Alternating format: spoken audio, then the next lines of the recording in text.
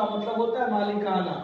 उसका जो मालिकाना का हक निजी व्यक्ति मतलब कोई खास व्यक्ति का हो। निजी मतलब होता है प्राइवेट। क्या होता है? प्राइवेट। तो प्राइवेट व्यक्ति के पास होता है तो उसे बोलते हैं पूंजीवादी अर्थव्यवस्था। वैसा देश पूरे विश्व में है तो अमेरिका है, जहां पर की है कि जितना भी उत्पादन होता है उसका मालिकाना जो होता है कोई खास व्यक्ति होता है। तो उसका उदाहरण कौन हो जाएगा? अमेरिका, और दूसरा हो जाएगा जापान, और तीसरा हो जाएगा ऑस्ट्रेलिया।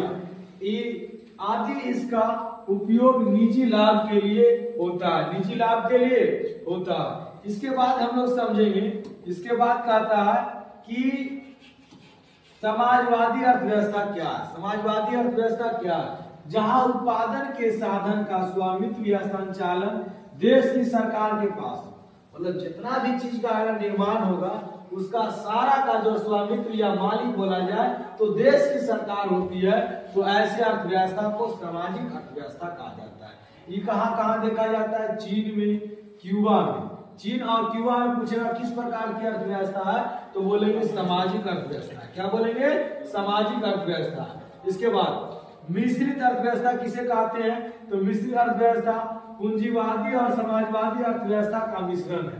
कहने का अर्थ हुआ जिस देश में उत्पादन के साधनों का स्वामित्व सरकार और निजी व्यक्ति दोनों के पास हो, सरकार और निजी व्यक्ति दोनों के पास हो तो उसे बोलते हैं मिश्रित अर्थव्यवस्था। मिश्रित अर्थव्यवस्था जो कि भारत है। भारत में आप देखिए सरकारी कॉलेज में मिल जाएगा, प्राइवेट कॉलेज में मिल जाएगा।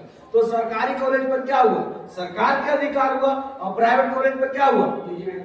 निजी व्यक्ति या किसी खास व्यक्ति का अधिकार हुआ। तो ऐसे अर्थव्यवस्था को हम बोलते हैं मिश्रितवादी अर्थव्यवस्था। तो भारत में किस प्रकार की अर्थव्यवस्था पाई जाती है? मिश्रित अर्थव्यवस्था पाई जाती है। किस प्रकार की अर्थव्यवस्था पाई जाती है?